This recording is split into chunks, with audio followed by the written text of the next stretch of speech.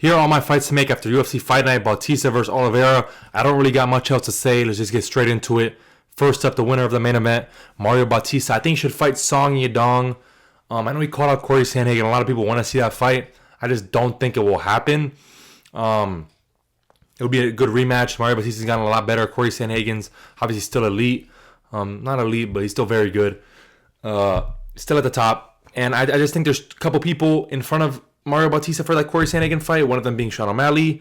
If he does not fight Umar. And if they want that fight for the White House, maybe like a featured fight or opening of the card. Depending, because they're only doing like 6 or 7 fights. It's a weird how they're doing that White House card. Or Peyton Talbot. I think if Sean O'Malley fights Umar, we could get Peyton Talbot shot up into the top 5 against Corey Sandhagen, who I think is number 5 or 4. One of the two. But Song Yadong also makes sense ranking-wise. I think it's number 5 or 6 versus 9. Coming off a win over 11. Coming off a loss to number 2 or 3 in O'Malley. Very close decision as well. He looked good in the first 2 rounds. Third round, he looked just a little slowed down. This could be the main event of UFC Macau, which is in May. Obviously, Song Yadong would represent. That'll be a great main event for that fight night. 5 rounds. I think it's a very fun fight. Song Yadong would be very dangerous in the first couple rounds for Mario Bautista, but I think Mario Bautista could take this one by decision. I know Mario Bautista also turned down the fight, said Song Yadong should sit on his loss a little longer, but I think they should make this fight because I don't think Corey Sandhagen has a couple people in line before him, even maybe Ayman Zahabi, but I don't know with that guy. So yeah, I think this is a very fun matchup. I think Mario Bautista could win it. Song Yadong could win it himself. It'll be a very fun, close fight, good high skill scrap. And it makes sense rankings-wise, so I think it's the next one to make. For the loser of the main event, Vinicius Oliveira should fight Marcus McGee. I think Marcus McGee will probably get an unranked guy next. And after that, because when Vinicius Oliveira is recovering from his broken arm, which he has in December, he's going to need, I think, 6 months, he said. He's also considering a move up to 145. I'm not too sure about that because he said the injury affected his weight cut because he couldn't train as hard. So maybe he takes another chance at 135, one more. Before he moves up. And if he does stay at 135, I think Marcus McGee would be a pretty good scrap. Marcus McGee should still be ranked, I think, number 15. He's not, though. I think he should still be up there. Lost to Piotr Jan, 29-28. Hasn't fought since. It's been since July. I think he's waiting on a fight, he says, but he hasn't got anything. But I think this would be a fun scrap. Marcus McGee gets it shot back in the rankings after being shot up like crazy against Piotr Jan. I think he was 13 at the time, and Jan was 3. So, yeah. Now, for the co-main, the winner, Kyoji Horiguchi, should take on either Manel Kape or Tatsuro Taira, whoever does not get the title shot, because I believe we will be getting Van fighting. He's itching for a title shot. Called for it in February in the fight night in Houston, but they didn't do it. March 7th, UFC 326 has opened up a co-main slot. Kyle Brado versus RDR was originally set as a co-main. Now it opened up. They dropped to the featured fight. I think they could do Van versus Kape there.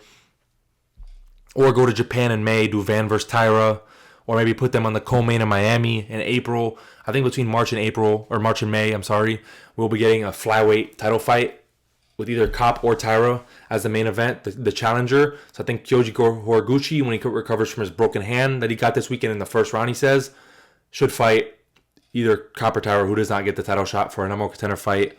Depending on the timelines, could happen like the summer maybe, because Pantoja's returning, I think, August, September, his manager said. So he could fight the winner of Van versus one of these two guys and get his belt back, and then maybe fight Kyoji Horiguchi if he beats one of these guys. Obviously, it'll be a rematch with Manel Kape. He subbed him back in 2017, I think, 2018. Around that time, and Taira would be a new, fresh matchup. Would be very fun. I think Kape's going to get the title shot. Even if it's in Japan, I could see Kape getting it, but maybe Taira, since he's Japanese himself. We know Kape probably has more motion there, but Taira is Japanese. Maybe they want to push him as a star there more. But if it does happen in March or April, I think they'll do Kape. I think there's a higher chance they do Kape, honestly. So I think Kyoji versus Taira, very fun fight. Interesting fight. Let's see if Taira could get to Kyoji Horiguchi, who also has very good grappling himself. Very interesting. I don't even know who I'd pick for that one. But hopefully it'll be a 5-rounder. For the loser of the co-main, I think Amir Albazi should take on Alex Perez. Amir Albazi's on a losing streak. I don't know what was his last fight. I think it was Kai Kara France, then Moreno lost, and then this past loss to Kyoji. Been shut out his last two performances. Alex Perez has got a nasty first-round knockout over Charles Johnson, a surging contender. Basically undefeated in like 7 fights, I think. but obviously lost to Ramazan Temirov early last year, who did pop for steroids, so could avoid that fight, but it's difficult. So he did maybe 6-1 in his last 7. Charles Johnson knocked him out in the first round, nasty knockout.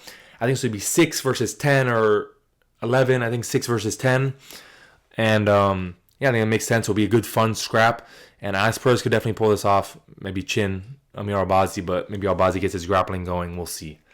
So, but Amir Albazi, the injuries, the layoffs, it hasn't looked good for him. Probably got injured this weekend too. Now, Rizvan Kuniev, who beat Jolton Almeida, who's number 6, should fight Sergey Pavlovich, I think. Pavlovich is looking for a fight. I think in that top 5 range, it's Ciro Gane, who I think is getting a title shot again. You have Volkov, who I think is going to lock hands with Waldo Cortez Acosta in May. He called for that. Waldo called for it in this month, I think. Yeah, I called for it in February 28th, the Mexico fight night. Volkov said, May, I need to get some things done. And then you also have Curtis Blades, who Rizvan Kuniev did fight, but we're not going to get a rematch of that.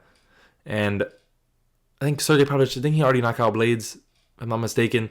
I think Rizvan, shoot him up there. He's just 30-27, basically, Jolton Almeida. He would be jumping ahead of Curtis Blades, who did beat him, but I mean, it kind of makes sense ranking-wise. Or you could do him, Rizvan Kuniev, versus the winner of Delija and Spivak. I think that could make a lot of sense as well. One of those two matchups. I think Pavlovich, if they want to fight soon, Pavlovich's last fight was in August against Waldo Cortez Acosta. I just think maybe shoot Rizvan up there, you know? 1-1 in the UFC, did lose to Curtis Blades, but it was a close fight, and then kind of just clearly beat Jolton Almeida. Next up, the loser of that featured fight, Jolton Almeida, is reportedly moving down to 205 to try it out again. I honestly have no idea who I'd match him up with. Maybe Jamal Hale, but Jamal Hale's out to the end of the year. Maybe he fights the winner of these guys, quarter 3, 2024, or 2026, jeez. The loser of Reyes versus Walker, which is happening in April. I really don't know who I'd match him up with. Like, you have Ozdemir around that. Guskov, I don't think so. These guys are ranked like number 9, 12. I have other matchups for Krylov that I already made. Rakic, I think is going to take on someone else. But maybe the loser of this it's very tricky to matchmake some guy who's moving up a division and they're not like, they're on a bad losing, they're on a bad streak. Like Vinicius, I had a hard time even thinking of a matchup for him at 135 or 145. I'm sorry. Jolton, maybe the loser of this. I don't know. Maybe put him somewhere down in that rankings, and it's a bit of name value. Dominic Reyes or Johnny Walker for Jolton Almeida, but very, very tough to match make this guy. Next up, I think Mikhail Oleksiejczuk should take on Ikram Aliskerov. They're both on win streaks now, but they need a statement, I feel. The winner could get a rank shot down in the rankings. Ikram's on a 2 or 3 fight win streak, but just got by Young Park. Not like dominant, I'm pretty sure. I didn't watch the fight, but that's what I heard. And Young Park's always a good test, but Ikram should be the favorite in this one, but Mikhail could definitely give him problems. He has the power. He's a good striking. It's an interesting fight, you know. Ikram has been chinned before a couple times by Hamzat, by Whitaker.